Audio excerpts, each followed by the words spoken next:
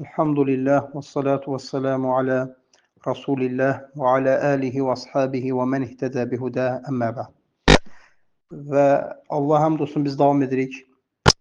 Şeyx Abdurrazaq Həfizahullahın İmanın təzələnməsi adlı risaləsini oxumağa.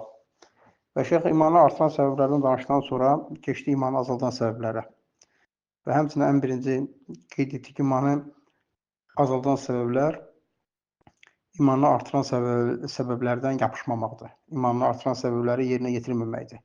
Və sonra keçdi ilk imanı azaldan müstəqil imanı azaldan səbəblərdən insanın daxilində olan imanı azalma səbəblərindən birinin cahilliyi qeyd etdi. Və ikinci də Şeyx Həfizəhullah insanın daxilində insanın imanın zəifləməsinə səbəb olan ikinci bir amil isə qəflətdir. Buyurur ki, əl-qaflə.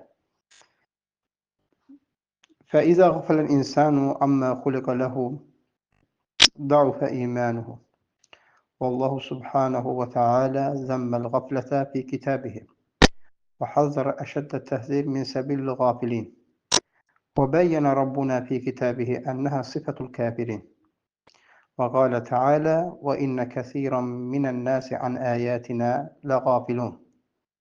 Və Şeyx buyurur ki, qəflət insanın imanını zəifləməsinə, insan nə üçün yarandığını unutduran ən böyük səbəblərdən biridir. Yəni, insanı unudurur nə üçün yarandığını. İnsan yaradılıb, insanın yaradılış qayası Allaha ibadət etməkdir. Necə ki, Allah Subhanahu Zariyat surəsi 56-cı ayədə buyurur ki, وَمَا خَلَقْتُ الْجِنَّ وَالْإِنْسَ إِلَّا لِيَعْبُدُونَ. Mən cinləri və insanları yalnız mənə ibadət etsinlər deyə yaratdım. Qəflət isə insana bunu unutdurur. İnsan nə üçün yarandığını, nə üçün bu dünyaya gəldiyi, bu həyata gəldiyini dərk etmir.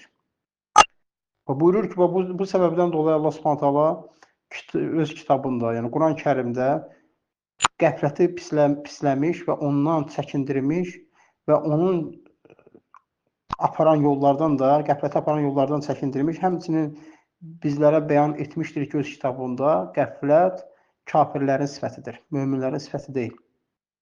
Allah Subhanahu qəfləti pisləmiş, qəflətdən şiddətli şəkildə çəkindirmiş və qəfləti aparan yollardan çəkindirmiş. Həmçinin bizlərə bəyan etmişdir ki, bizlərə çatdırmışdır ki, Rəbbimiz öz kitabında həqiqətən bu sifət, qəflət sifəti kafirlərin sifətidir, möminin sifəti deyil. Necə ki, ayədə buyurur ki, وَإِنَّ كَثِيرًا مِنَ النَّاسِ عَنْ آيَاتِنَا لَغَافِلُونَ.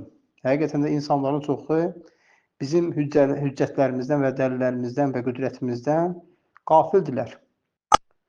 Onlar barəsində fikirləşmirlər.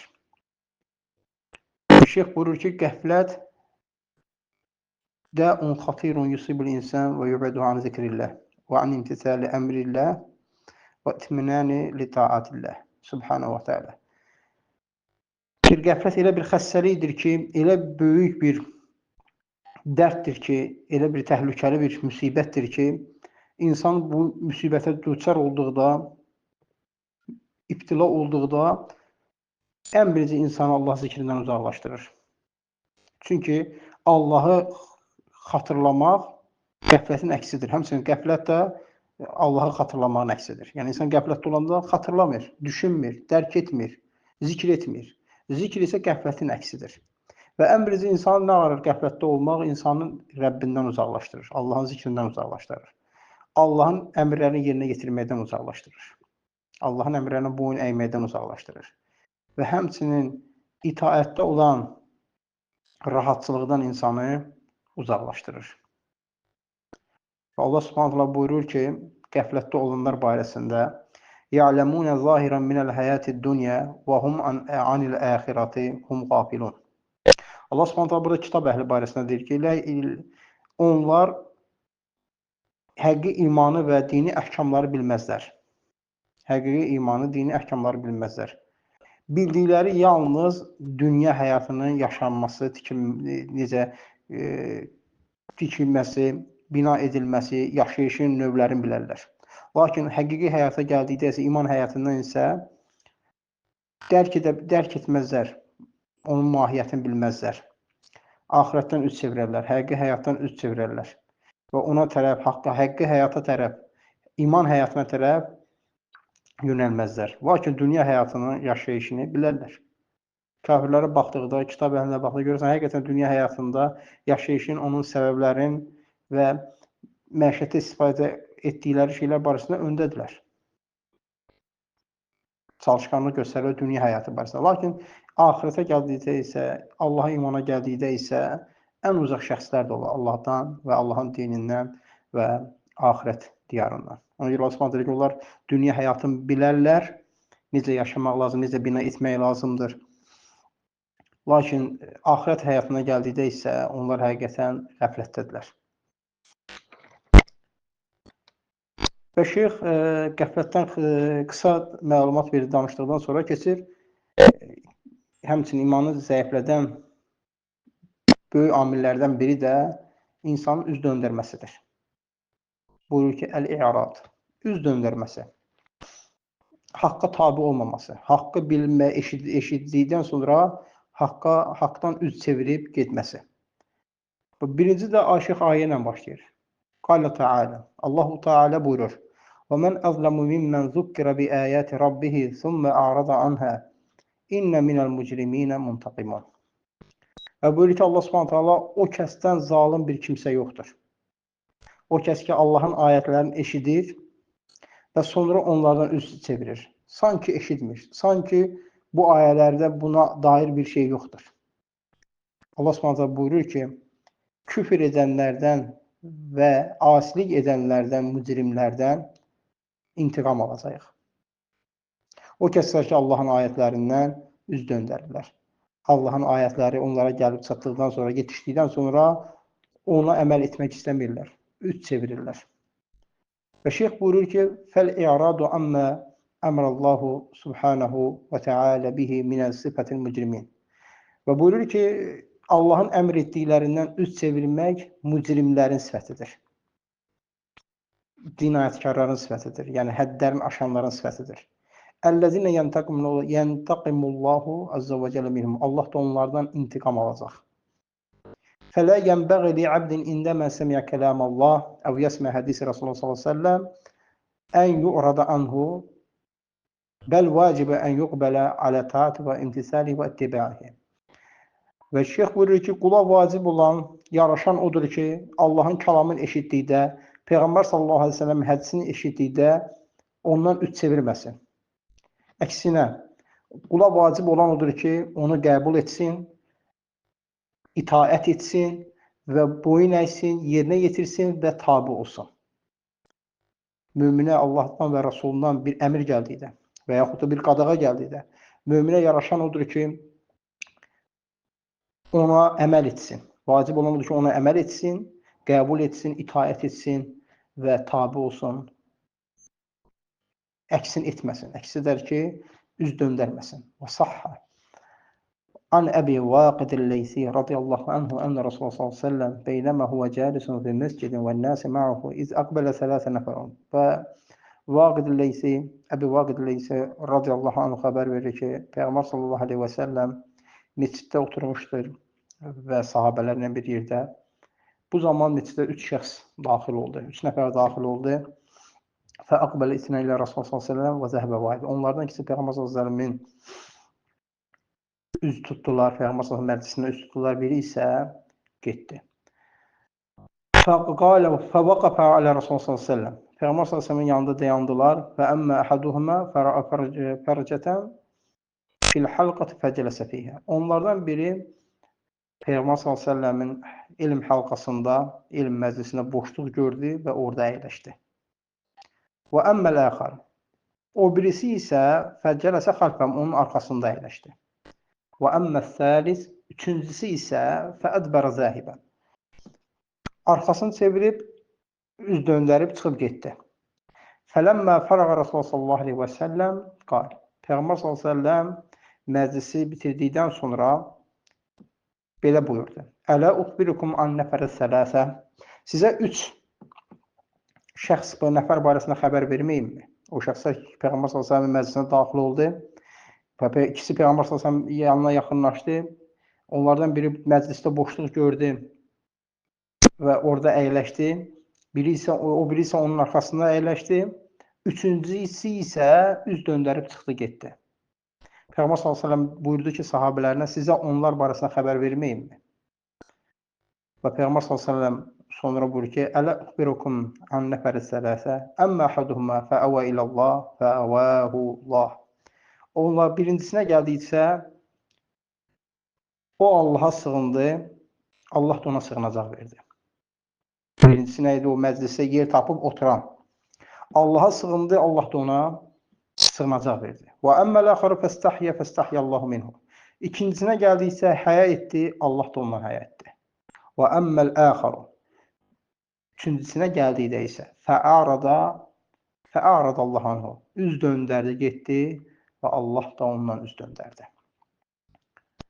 Və həmçinin şeyx Hafizəhullah imanı zəiflədən amillərdən də birinin unutqanlığı qeyd edir. Buyurur ki, ən-nisyan, unutqanlıq. Fəizə nəsiyəl abdun mə umira bih da'ufə imanuhu və nisyanu nuv'an. Şeyx buyurur ki, insan ona əmr olunanlar barəsində unutqanlıq edərsə, bu zaman onun imanı zəifləyər. Və unutqanlıq da iki növdür. Nisyanu la yuzar fihil insan. Birincisi odur ki, o unutqanlıqda insan üzrlü deyil. Və huvə kəmə asluhu an ta'ammudu minhu. Onun da əslin insan bilərəkdən etdiyi əməldir. Və həzə növün qavluhu ta'ala. Və bu da Allah subhanahu ta'ala bu sözündə, bu ayətinə getir.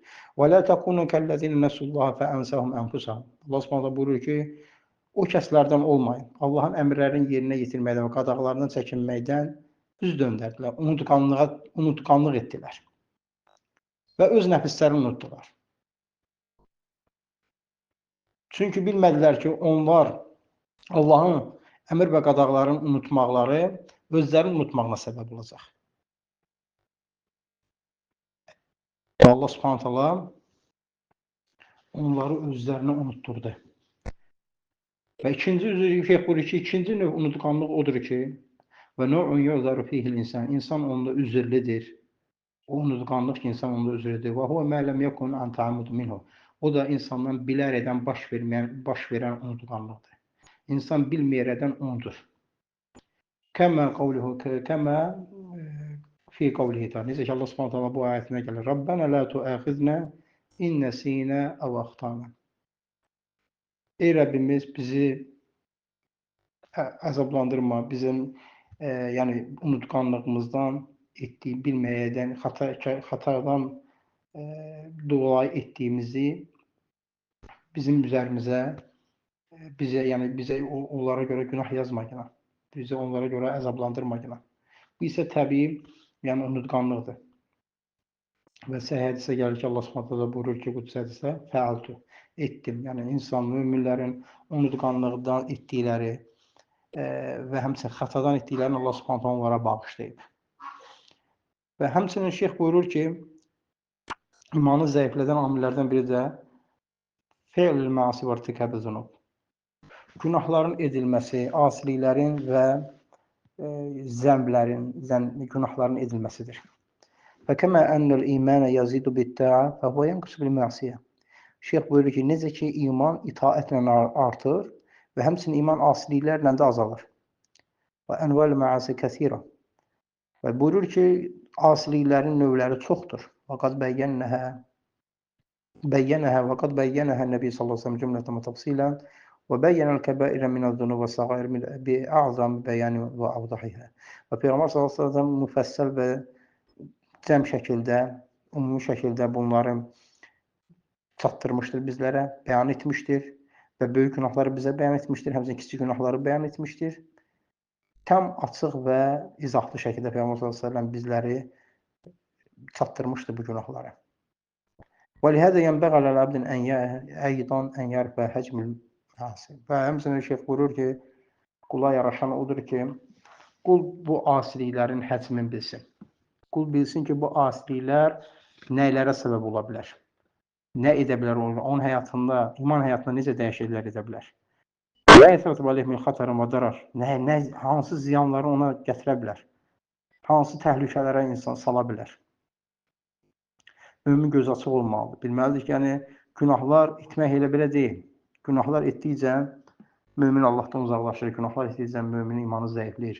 Günahlar etdikcə artıq mömin itaətə yerinə yetirmək çətinləşir onun üçün. Və buyurucu və qad səbətə an Rasulillah sallallahu aleyhi və səlləmə qal.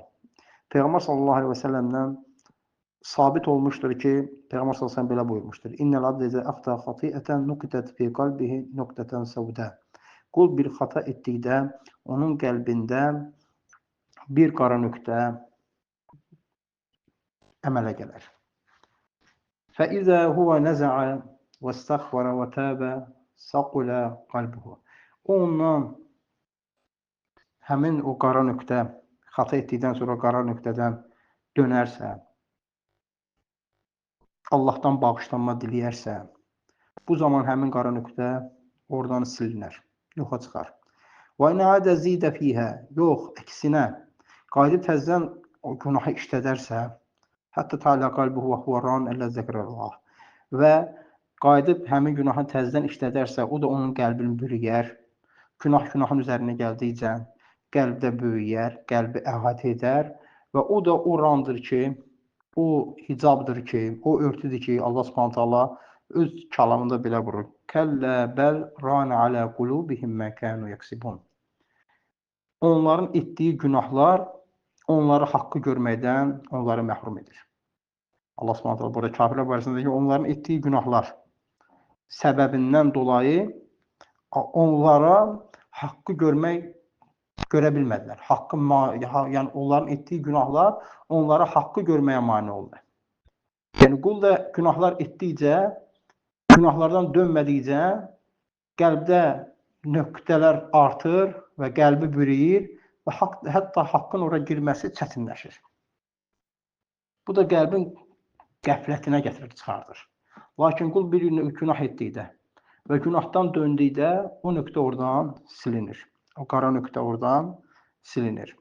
Və həmçinin şeyx buyurur ki, həmçinin insanı imanı zəiflədən amillərdən biri də insana pis nəfsin əmr etdikləridir. Nəfs-i əmməratun bis-su. İnsana nəfsinin pisliklərin əmr etməsidir. Necə ki, Allah Subhanahu taala Yusuf surəsində buyurur ki, Yusuf surəsi 53-cü ayədə buyurur ki, İnnə nəfsələ əmməratun bis-su illə mən rahimə Rabbi. Həqiqətən nəfs adəti odur ki, insana pislikləri əmr etsin. Allahın rəhmət etdiyi şəxslərin nəfslərindən başqa. Yəni, əksər bəşər nəfslər ancaq insana pislikləri əmr edir. Allahın rəhməti toxunan qəlblər, nəfslər istisna olmaqla. Və buyurur ki, və kənə sallallahu aleyhi və səlləm yəstəid fi xutbəti min şərri nəfs. Və Peyğəmbər sallallahu aleyhi və səlləm xutbəsindən pis nəfsin şərrindən Allaha sığınardı. Və belə deyərdi, Elhamdülillah, nəhməduhu və nəstə'inuhu və nəstəğfiruhu. Allah həmd olsun, Allaha həmd edir, Allaha sığınır və pis nəfislərimizin şərrindən və pis əməllərimizin pisliyindən Allaha sığınırıq. Və nə'udhu billahi min şururi ənfusina və min seyyiati a'malina. Pis əməllərimizin və nəfislərimizin şərrindən Allaha sığınırıq. Fəstəzən bihi fəisti'az min şərri nəfs və min seyyil əməl. Və Peyğəmbər s.ə.v burada şərrin nəfsindən və pis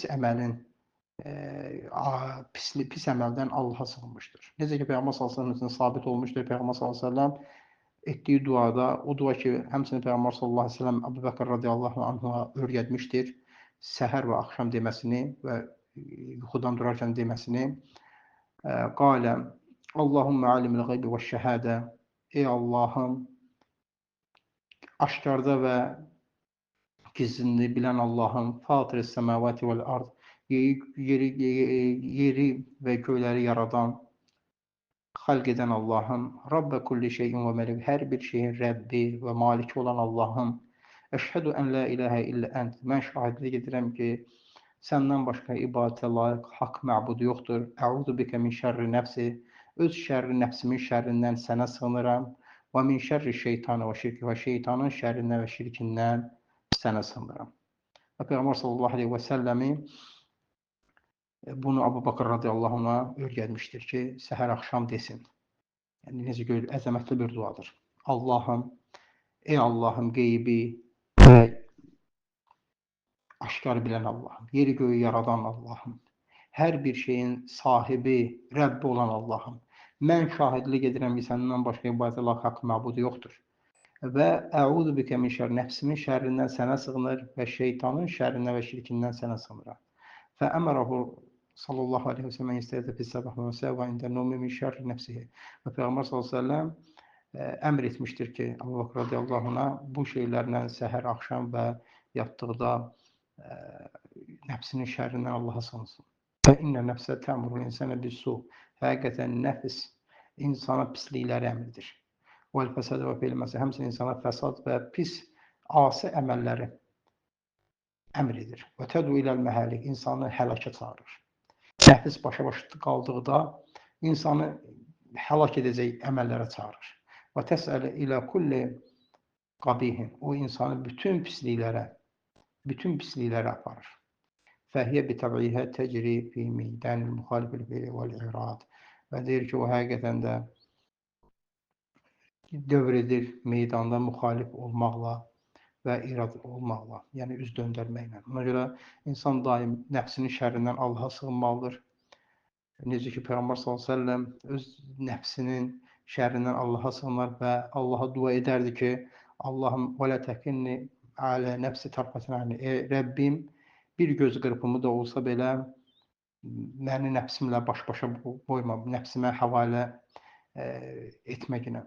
Və ona görə möminə yaraşan odur ki, mömin daim nəfsinin pisliklərindən, nəfsinin əmr etdiklərinin qarşı çıxmalı və özünü bu dualarla, bu sığınacaq, Peyğəmbər öyrətdiyi sığınacaq dualarla Rəbbinə sığınmalı və nəfsinin şərrindən və şeytanın şərrindən Allaha sığınmalıdır.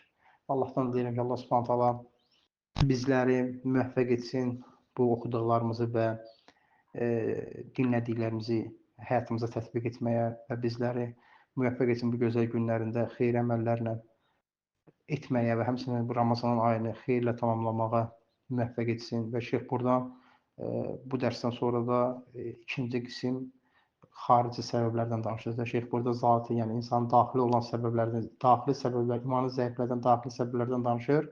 Sonra isə Şeyx Həfizəhullah keçir insanın zahirdən, yəni xaricdən gələn imanın zəiflədən amillərdən danışır. Allahdan diləyirəm, Allah Subhanahu şeirimizi hifz eləsin və onun ömrü öz itayətində və tövhidində və Peyğəmbər sünnəsi üzrə artırsın. Və axiru davəna elhamdülillahi rabbil alamin.